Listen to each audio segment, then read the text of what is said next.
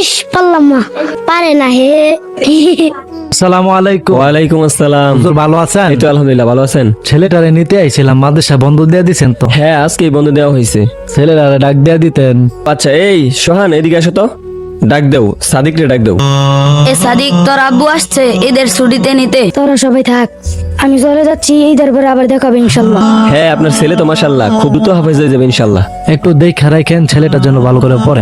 সালাম দেও না রে। আসসালামু আলাইকুম। ওয়ালাইকুম আসসালাম। ভালো আছো বাবা? আলহামদুলিল্লাহ। ঠিক আছে তাহলে, তো দাওয়াত রাখেন ঈদের ইনশাআল্লাহ। ইনশাআল্লাহ। ঠিক আছে, যাও।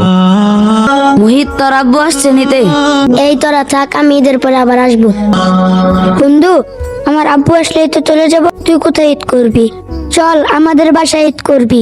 আরে বন্ধু, আমার চাচা ওই আমার মামা আমাকে নিতে আসবি, আর আমি তো এখন ছোট, তোদের বাসায় কিভাবে যাব? বড় হলে যাব। আচ্ছা চল তাহলে এখন ঘুমাই।